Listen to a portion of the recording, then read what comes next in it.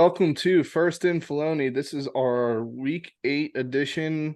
This edition, we're going to give out some midseason awards. And then next week, we'll start to review our horrible preseason picks. But before we get started here, two things of the news cycles that's happened this week. What are your thoughts on Shane Beamer breaking his foot by slamming a clipboard down on it? I think it was a clipboard.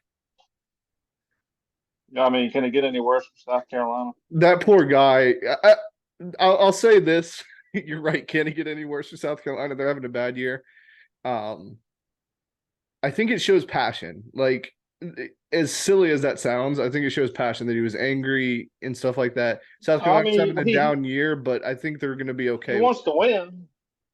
You know what I mean? I think as a coach, though, you have to show that kind of like prime example. Remember that show Two Days? Used to watch Yeah, on MTV back in the day. yeah, Coach Pross used to go in there and be pissed off and throwing shit and making them run. I mean, sometimes you have to do that maybe to get a spark, for the game for the upcoming game. yeah.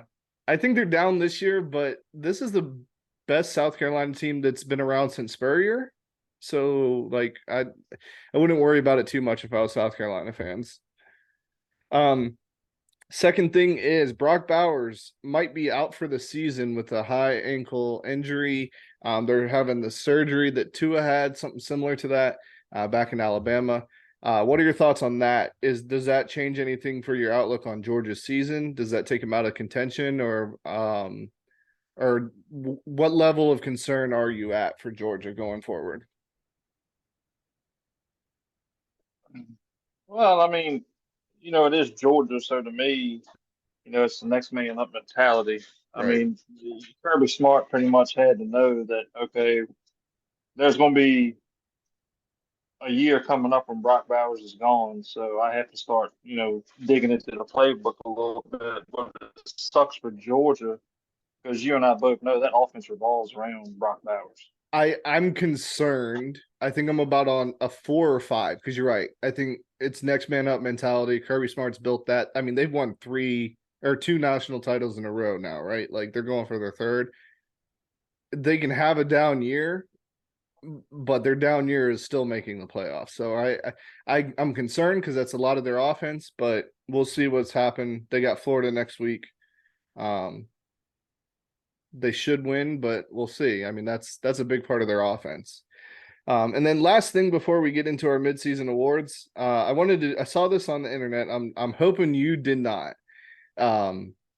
Wanted to get your opinion. I'm going to give you 2 player profiles, and you tell me which quarterback you would rather have.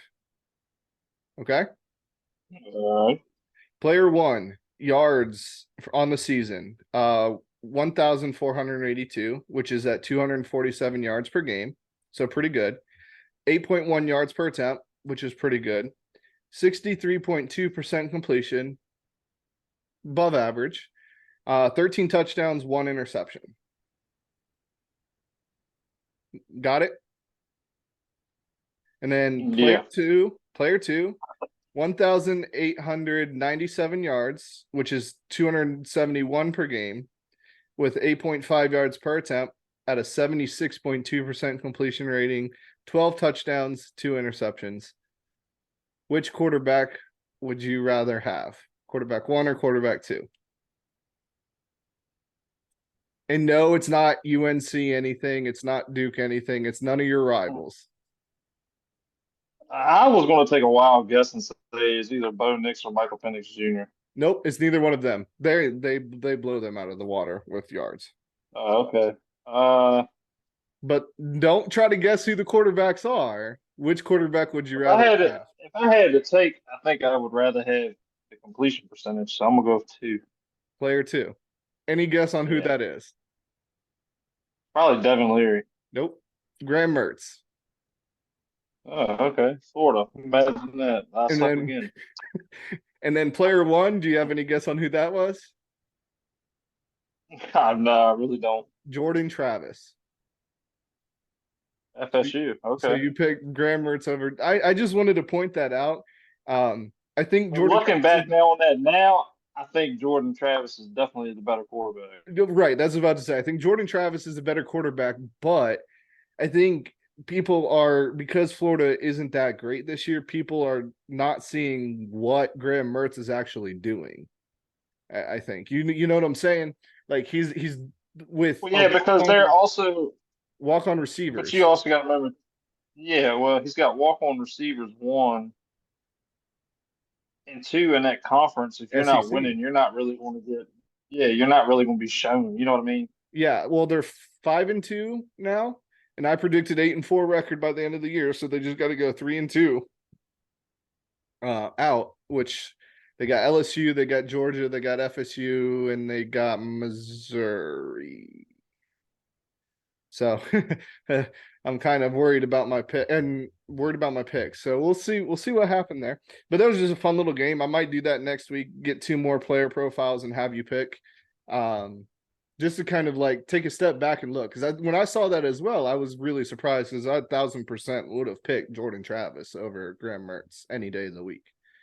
Um, okay, so we got some midseason awards we'll give out here. So a little bit different than our weekly roundup. We got Heisman, Defensive Player of the Year, Coach of the Year, Comeback Player of the Year, Most Disappointing Player of the Year, and then Surprising Team or Player of the Year.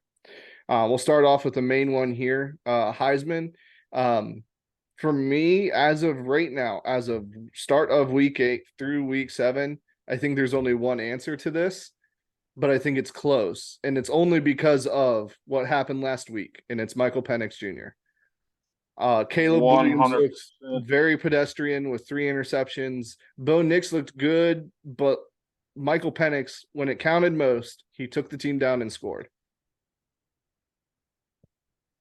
Yeah. So I had Michael Penix for to be honest with you, man, if Oregon wins out, that's going to be your two contenders to me right there. Yeah, that was an amazing game. Yeah, a hell of a game. But like I said, I'm with you. Right now, Michael Penix is just separating himself I think so. from everybody else. So I'm gonna stick with Michael Penix Jr. on that one as well. I think it's very tight between him and Bo Nix. I mean, Bo Nix is having a hell of a season too.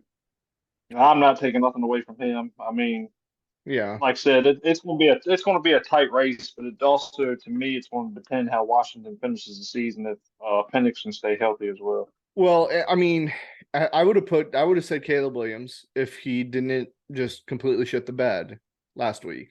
But Penix looked good. Bo Nix looked good. I still think Ewers is looking good. McCord, your pick. You had McCord, I believe, at the beginning of the year as a dark horse. He looked really good, or still looks good. JJ McCarthy, as much as I hate to say it, they haven't played anybody, but he looks good. Drew Aller looks good still. But Penix is the only one who's proven it. Now, I don't think the Pac-12 is decided with that game. I still think Utah can trip somebody up. I think Colorado still has, after that horrible loss that we'll get into, I'm sure. I still think they can trip somebody up. Arizona hanging up, beating Washington State by 40. I think they can trip somebody up. I don't think the Pac-12 is done just yet. For Defensive Player of the Year, who do you got? This was a little tougher for me, but I Yeah, it think was I tough have for one. me as well. It was tough for me as well, and he's probably I hate to sound like this, and I'm not being biased by any means. He's probably not going to win it because the way the team's doing. But I got Peyton Wilson, man. Yeah, I really do. Like I said, that's not because I'm partial to NC State, but right. the kid just got named to midseason All American watch. Yeah, He's averaging a minus, I think it was when I looked, 10.5 to 11 tackles is a minimum per game. And I mean, I think I listened to them say something about a stat last week about the yards that he covers. He yeah. covered in the Marshall game, and it was unreal, man. I mean, the kid I is think he playing lights out. To me, if he was on, right. let's say Alabama or Yep. Texas, I think he would win more of the accolades. Oh But yeah. because where Thousand he's percent. at and how the team's doing, but to me, that's who I got, man. Yeah, that's a very good pick. Very under the radar. It's definitely a homer pick, but if you actually watch how he plays, I agree. This one was hard for me because there really hasn't been any like shining stars, I don't think. And we could be missing somebody very obvious. But for right now, I have Kalen King. I think that's his name. From Penn State, cornerback. He's flying up the draft board. I was really hoping he would fall to the Steelers so I can have Joey Porter Jr. and him, 1, 2 for the future. But he's looking like he's going to be a top 5 pick. He's shutting everybody down. Granted, they haven't played anybody. This will be a fun matchup between Marvin Harrison Jr. and him this weekend, which I'm really excited about. But I think he has to be it for me. The kid from LSU, the defensive lineman from LSU, he hasn't shown up. LSU's defense is dog shit.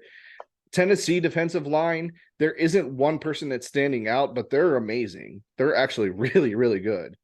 So I don't think that there's one player there for me just yet. It would have been Travis Hunter if he didn't give up 300 yards in the second half to a Stanford wide receiver, I think. Well, now that we're on that topic, before we get off of this one, I think it's time for him to pick one or two sides of the ball. Well, so I want to say no. And the reason why is because he's just coming back from an injury. I don't think he should have played as many snaps as he did. Oh, okay. But at the same time, I mean, But validate point. as far as his longevity in future, I Right. think it's time for him to say, you know what? Because he's taking some Yeah. licks out of the wide receiver spot. Yeah. No, you have a valid point. What would you put him at? Wide receiver or defensive back? I think he's a better defensive I back. think he's more. That's what I'm saying. I think he's more of a game changer as Devin far as in the Hester, defensive back. prime. I can Yeah, see but him have like him as like a punt return specialist, just kind of like a Devin Hester. I could see him doing like what Pac-Man Jones and him did, where he plays 10, 15 plays on offense a week in the NFL and be a shutdown corner. You're probably right. I just think it's really fun to watch him play both sides of the ball. I just think they did Oh it yeah, way without too a doubt. early. It was his first week back. They should have eased him in. But you're exactly right. I take my point back. You're exactly right for sure. Okay, so let's go in coach of the year here. Now, coach of the year, you can go many spots here. You can go Dan Lanning, you can go Kirby Yeah, Smart, you can go the guy from Washington. I can't think of his name. Kalen DeBoer. DeBoer, you can go Sarkeesian, you can go Venables, you can go Dion. Like I have it tied for Kirby and Dion, and it's for two opposite reasons. I have Kirby because the run that he is on, like he is by far the best college football coach right now. And then Dion for the turnaround that he did, and that's fine. You guys can poop on me. Go ahead, Andrew. Go ahead, take a big dump on me because I said Dion. But you got to admit, going from a 1-win team to he should be at 5 wins, but to a 4-win team, I think is impressive. Yeah, I'm not going to give Dion the accolades yet. I think next year when he gets the team balanced out and gets who he really wants in there and gets these Yep. recruits in there. I'm not taking nothing away from Dion at all. I like the hell out of Dion. I think he's great for the game.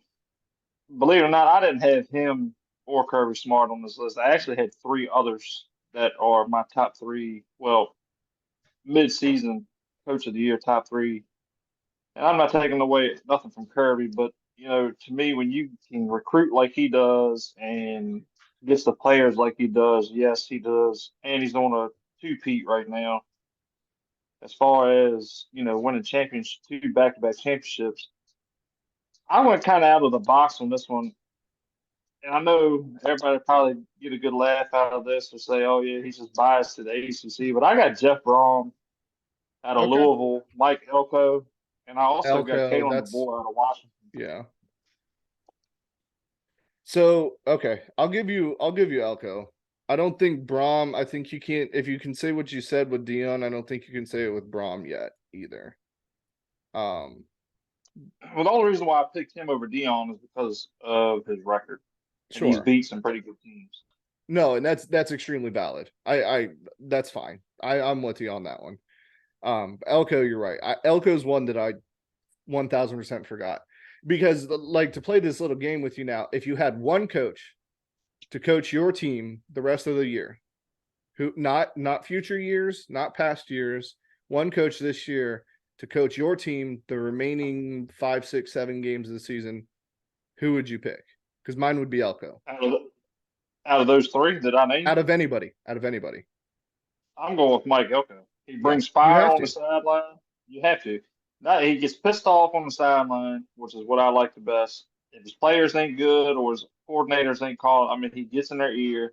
He's yelling, and I mean that's what you need really as a head coach. But he is very defensively He a has great two five defensive stars on coach. the team, and that defense is Yeah, and the that now scariest defense he in did. the NCAA.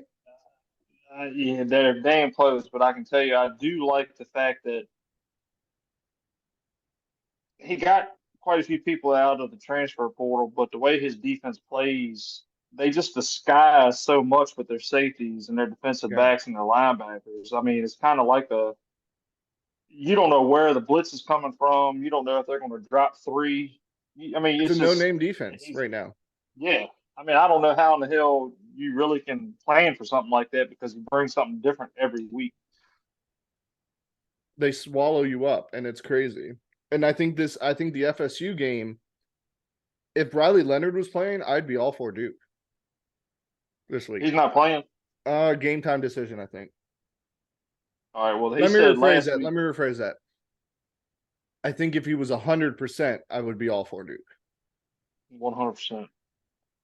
because I still might pick him. I don't know yet. There's been a couple really tough games this week. So Yeah. okay, couple more. We'll do comeback player of the year. Comeback player of the year. This can be anything. This can be from injury. This can be from being benched. This one can be from playing like poop and coming back. And that one is where I got mine from is playing like poop and coming back, and that's Graham Mertz. We read off earlier his stats earlier this year. I don't. They have a kid coming in next year who's just moved up the ranks to the number 2 quarterback in the class coming in next year from Texas from DJ Langway. He's going to be a stud, but I think Graham Mertz, what he's done with freshmen and walk-on receivers, granted he has Ricky Pearsall, who's an absolute stud, and two-headed running back monster. But I think what he's done there is pretty amazing in the SEC.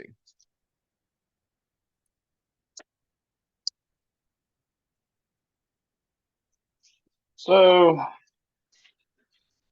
comeback player of the year for me, man. I went with Mike Hollins out of UVA. Okay. And he got shot last year in that tragedy at Oh, UVA, and he came back, and he's back on the field as a running back. And I mean, of course, they're not winning games, unfortunately, which is sad because I like Tony Elliott.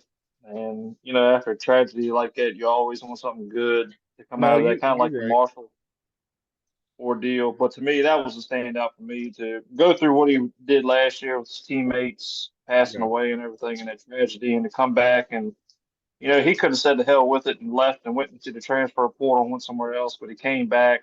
Yeah. And to me, that was a long shot for me for player of the year, comeback player of the year. No, you win that one. I'll give you that. I'll concede that one as well. You've beaten me on almost every single one of these picks here, Andrew. I'm conceding all of them. Well, So I've actually had time. I've actually had time to do my homework. yeah. No, you make some very valid points. I think defensive player of the year could be a toss up, and we both picked the same Heisman, but coach of the year and comeback player of the year, you definitely won. Um, Disappointing player of the year. Mine's very easy. I'll let you go first on this one. Who do you have for disappointing player of the year? You're gonna take mine. I know you I'm will. pretty sure we probably got the same one. Yeah. I'm pretty sure we got the same one. It's got to be Devin Leary. Oh no, mine isn't him. Oh, really? I win this one. Who the I hell do agree you with got? you. I agree with you because he was probably, if you would have told me to rank the SEC quarterbacks coming into the year, I would probably put him second or third behind Jaden Daniels, maybe behind Joe Yeah, Milton. I would. I would have had him second behind. Spencer Rattler.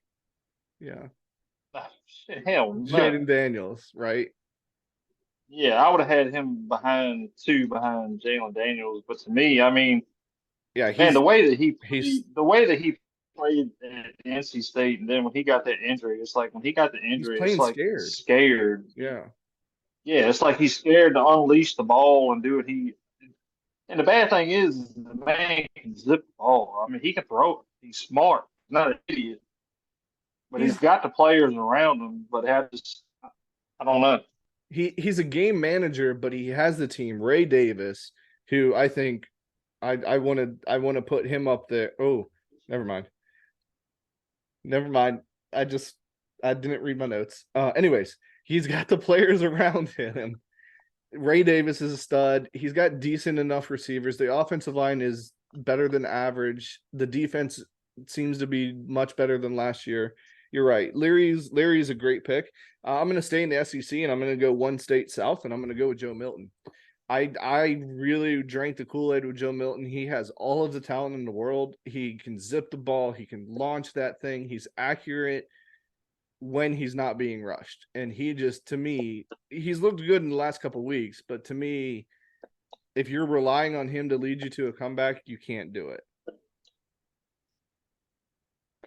So He's definitely not a Hendon Hooker. no, and I think Nico's going to be there, but I think Joe Milton's done enough to where Nico's not going to play unless they like lose in the next couple games, which they very well might, but we'll see here. And then the last category we have is surprising team or player of the year. I have I have three teams and then one player. So I'll give you my player first, and that's Ray Davis, since I already said it. Ray Davis, he came out of nowhere, and he is a stud. I love him, man. He can run. He runs the ball hard. He runs with a quickness, and he's the only thing Kentucky really has going on right now. Do you want me to go ahead and give you my teams as well while I'm at Yeah. it? Are we doing? Oh yeah, okay. Yeah, and then my surprising teams Yeah. of the year, it's really just one of them. Oh, I thought we were doing disappointing, not team or player. I didn't know we were doing Surprising. uh surprising. Well, it's All right, well you do surprise. You do surprising, and I'll do the disappointing uh team of the okay. year. How about that? Yeah, and then my surprising team of the year, because the player is Ray Davis, the surprising team of the year is West Virginia. I fired their coach in the offseason, and now he's there till next year, in my opinion. I think he has to get to a bowl game, but he should have beat Houston. They should be 5-1, but Neil Brown turned that thing around. So, who do you have for disappointing player of the year or player and team of the year or team of the Well, year? the Excuse me. disappointing player for me was Devin Leary. Yeah, The disappointing team to me, I actually had two, and I know you'll be with me on one of these, and that's UConn. I yeah, had yeah, I had a lot of high hopes for Jim Moore and UConn. You know the way they bounced back last year and they won some games, and yeah. the fact that I don't know what the hell is going up there in Stamford, Connecticut, it baffles me a little bit because, No, that's a like I good said, pick. had tremendous hopes for that program this year. Yeah, And the second one, man, really and truly comes out the SEC, and that's South Carolina. I yes, and their defense just isn't there. They have a good enough quarterback. But they showed a lot of spark last year, though, and even me and you were Yeah, talking last year, like, damn, watch out for South Carolina next year. I think they might make a push, but yeah, where did all the momentum go from last year to this year? You know what I yeah, mean? and it's not Cocktober this year, that's for sure. They can't say Cocktober this year. So, they got No. Xavier Leggett, who's an amazing receiver. He kind of came out of nowhere. Spencer Rattler, I think, is okay enough. I think they just had a little bit of too much injuries. Um, I still have faith in Shane Beamer, but we'll see. You're right. Yeah, I think you're very valid on both of those as well. I think UConn. That's a solid pick. Okay, we'll just go into quick rapid fire winners and losers of the week. We'll start off with winners. I have three. Billy Napier, first SEC road win. Notre Dame, they destroyed a very good offense and made Caleb Williams look pedestrian. And then Washington, they I should have went with the home team. They played a hell of a game. Both it was 900 total combined yards, but their defense stepped up when they needed to. Who are your winners of the week? Winners this week, man, I got to go with Mizzou. Yeah. Tough place to play out there in Lexington. They came out with a win. I got to also go Oregon State, believe it or not. Tough game against UCLA, Mm-hmm. and they showed that, they're there. I mean, they're making some noise. Third, I had Washington, of Yeah. course. Great game. Michael Penix Jr. and that defense stepped up big at the end on the fourth down stops with Oregon. Yep. And last, now I got to go with Michigan. They are steadily just They haven't played improving week anybody. after week. I understand. I say that a lot of teams, but they're steadily playing good ball, and you can't knock them for that. No, I mean that's valid as well. Um, I'm not a big Michigan hype fan. I can't. One, because Notre Dame rivalry, but two, because like I just I can't. I don't like JJ McCarthy. So sue me, but don't really sue me. Anyways, okay, so losers of the week, I have two. I'm gonna knock them out really quick so you can go ahead and shit on me with my Dion take. Colorado, they blew a 29-point lead. They are the losers of the week. I went to bed at halftime at 29-0. And then Georgia, losing Bowers. I I'm really, really concerned with offensive weapons at this point.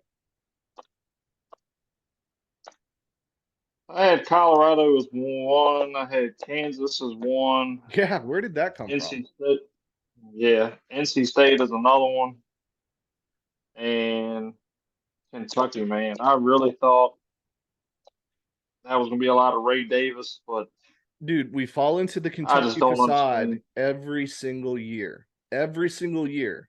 And, I try to give them the benefit of the doubt, but they just, I don't know. I need They to do set a so good, and then reminder. when they lose a game, Week 6 of next year, don't believe Kentucky's hype.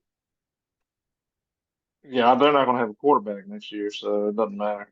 Well, we didn't think Devin Leary was going there, so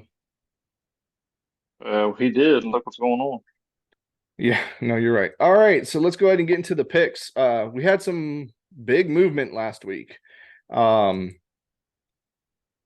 Our records now, I'm at 51 wins, 24 losses. Andrew's at 48 wins and 27 losses. The locks went 5-5. I'm at 45 and 35. But this week I fully believe that you will come back, sir. So let's go ahead and knock some of these games out. We'll go with the biggest point spread first. Washington State at Oregon. Washington State lost to a very good Arizona team, flying under the radar. They look like they have some life in there going forward. Do you think Oregon is down from last week? I don't. I think Oregon's going to win. And I think that they might win by more than 20. So I have Oregon winning big on this one. Yeah, I think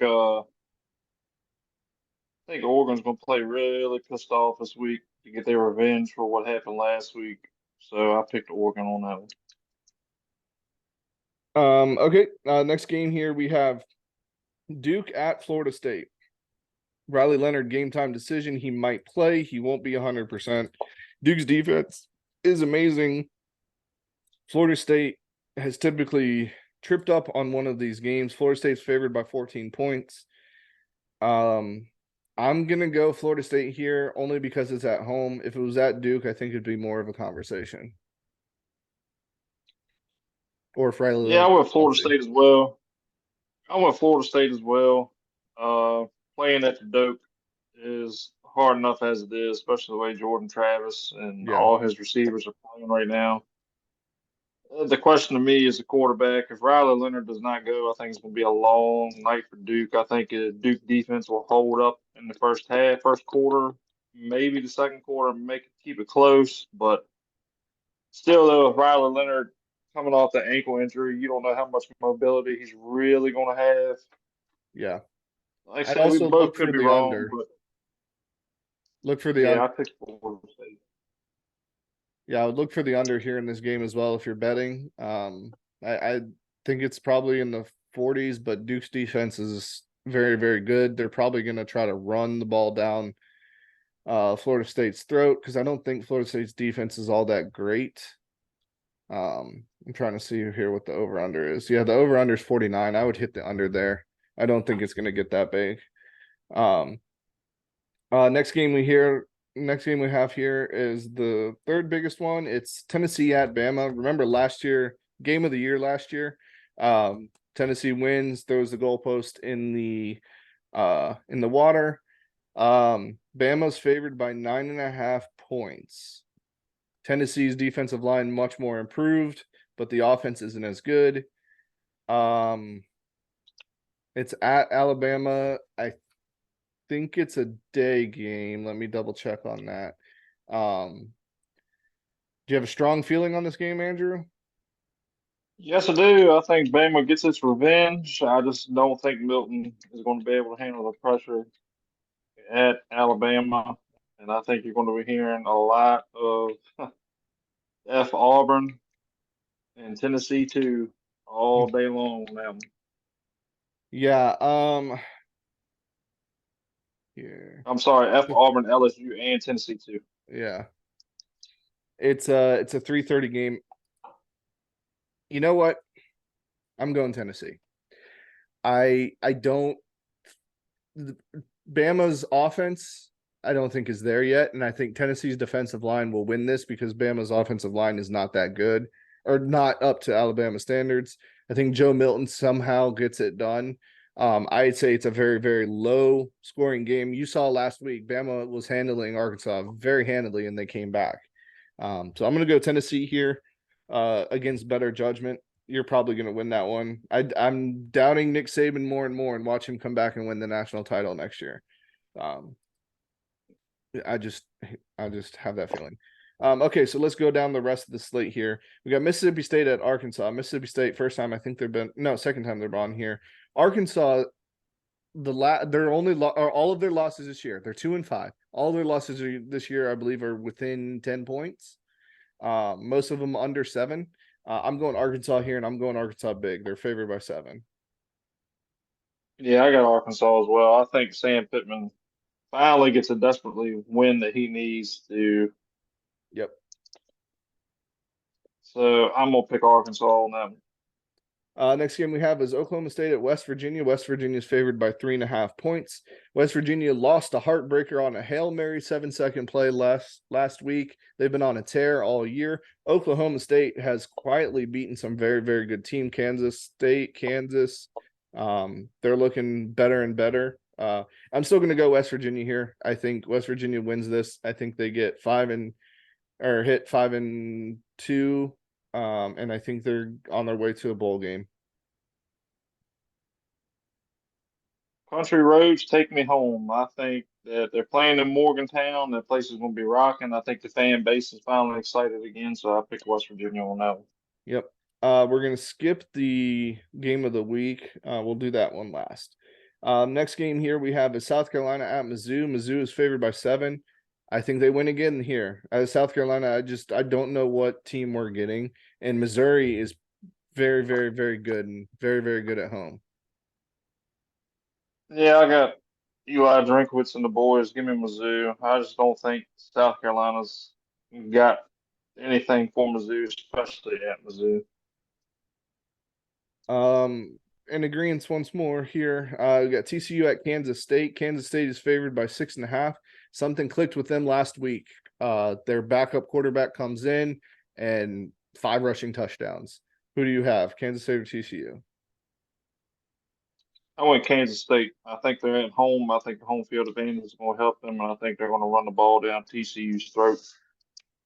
Yeah, I think Kansas State will continue to play that spoiler role. Very underrated uniforms as well. Utah at USC. USC is favored by 6.5 points. Now, Andrew, we saw what a good defense does against Caleb Williams. I'm going out on a limb, even though it's at USC. I'm picking Utah in this game. I think the defense handles it. I think they run down USC's throat, and I think they win the game outright. Really, Yep. even without Cam Rising, Even without Cam Rising. I don't see it. I think USC that offense is going to be way too much.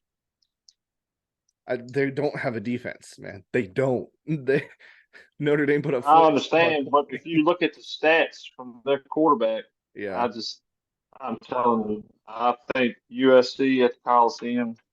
That's who I got. No, you're probably right there as well. All right, another one. Clemson at Miami. Miami lost another heartbreaker. Two in a row now has lost. Clemson's favored by 3.5 at Miami.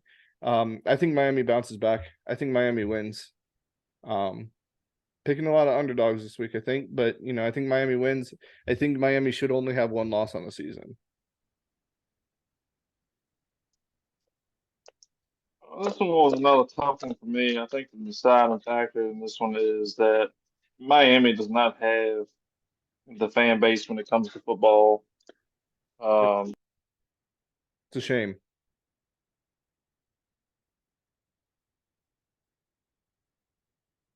Yeah, Miami doesn't have the fan base that comes to football. It's a shame from what they did in the early 2000s and the no, late it's 90s.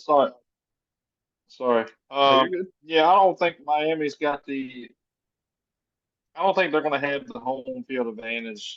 Really, I mean, I just don't think the fans show up like they should. I really want Clemson to win this game, so hopefully next weekend it'll be a 3:30, 6 o'clock game Yeah. for Halloween weekend. So I picked Clemson. Come on, Dad, bro, win it for me. Yeah, that one should be a fun game as well. And then we have big noon kickoff game day. Josh Pate will be there as well with late kick at 12 o'clock in Columbus, Ohio. Pat and the boys will be down there as well with home of AJ Hawk. Penn State at Ohio State. Ohio State's favored by 4.5. At the beginning of the year, I picked Penn State to go 11-1 or undefeated. I think that starts here as well. I think they beat Ohio State. I think they win this game here. I think this catapults them into the playoff. And I think James Franklin will beat Ohio State and Michigan both this year as well. I'm picking Penn State here. Against my better judgment, picking Penn State. I trust Drew Aller more than I trust Kyle McCord. I got to get back on track with the winning, so I picked Ohio State. You're playing in Columbus. If Kyle McCord can show up like he did against Notre Dame and play under the pressure, if they get down, uh, they should pull it out. But realistically, I want Penn State to win. Either way, I think it's going to be a tough game. It's going to be under 30 points. Oh, really? I think it's going to be, yeah, I think it's going to be a defensive game.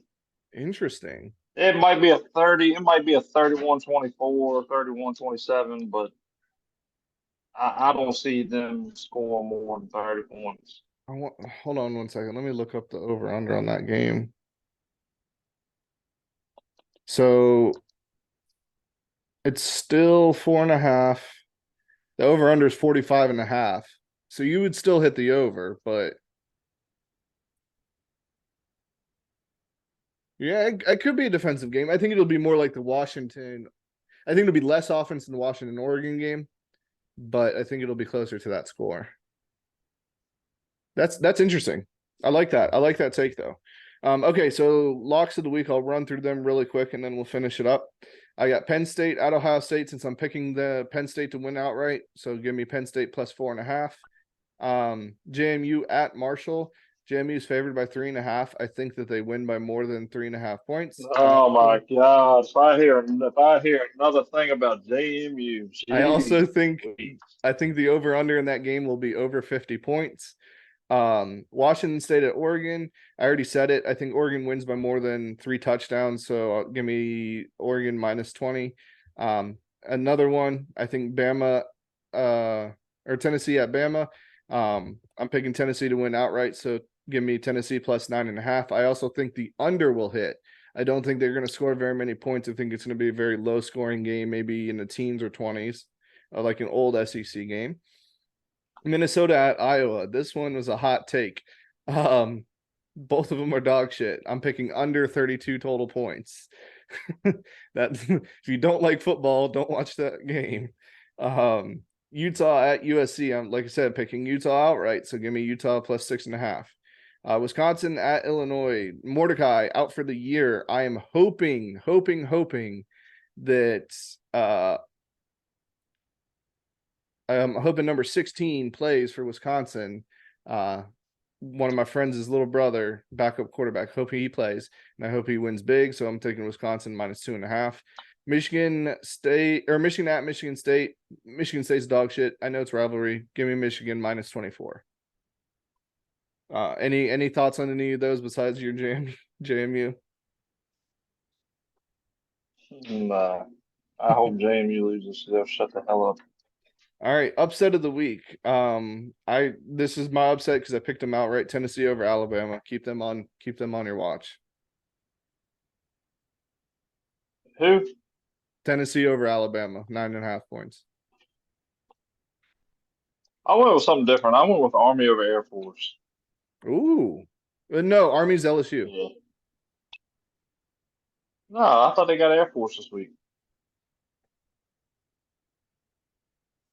Hold on 1 second.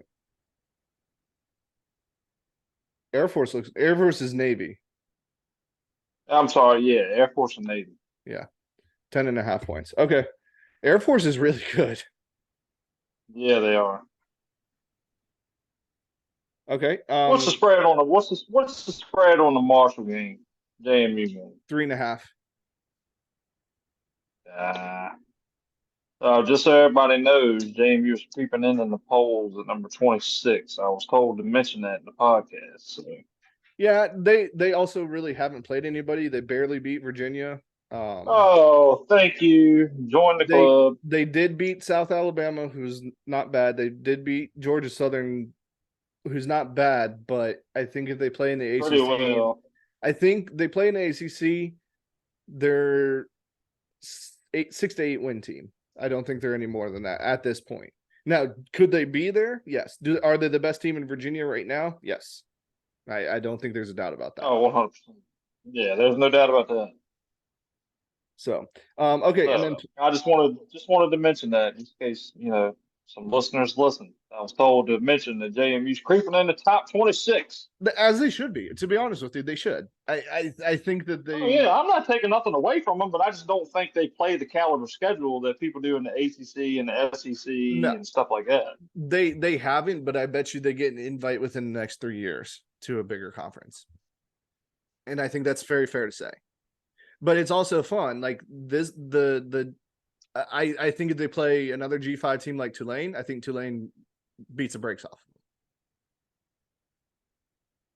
It would definitely be high scoring. Yeah, that'd be an extremely fun game to watch, and a really cool color matchup. Really, really cool color matchup. Oh, yeah. Okay, player of the week here, Andrew. Who you got? Player of the week, man. It's kind of tough for me, and I kind of had two. I want to say Jordan Travis for FSU is one. I think he's got to have a really big game against that Duke defense. I think you're really going to see what he's made of against a really good defense, not taking anything away from anybody that they played or the wins that they've gotten, nothing like that. He's not good against good defenses, so this is a put up or shut up moment. I agree. Exactly. And for this week, unfortunately, I really need Clemson's defense to step up, the whole team to step up, really. So I can at least get a 3:30 game at Carter Finley Stadium next week or later. If it's a 12 o'clock game, I don't even know if I'm gonna go. Well, you can go to the backyard bistro and get brunch. So. Oh, I'm already going there, but that's first on the list. Okay. And my player of the week, and it has to be him. It has to be Drew Aller. They don't throw the ball downfield. I don't really think they've opened up the playbook enough. So I'm curious to see if that is because of skill or if that is because they're trying to hide something. Should be a fun game to watch. I really like Drew Aller. I think he's good. I think he's young, but I think he's really, really good. Okay, that's it for this week here. Thank you guys for listening. Thank you guys for tuning in. Send us some more questions. I'll pick up some more player profiles next week to kind of quiz Andrew on and see. I won't try to trick him too much. Won't put any like Drake May or Tez Walker out there for him. But Oh, well, that's bullshit. He shouldn't even be playing. we'll also look into maybe ACC or Big Ten next week into our predictions. So thanks for joining in, and we'll see you next week.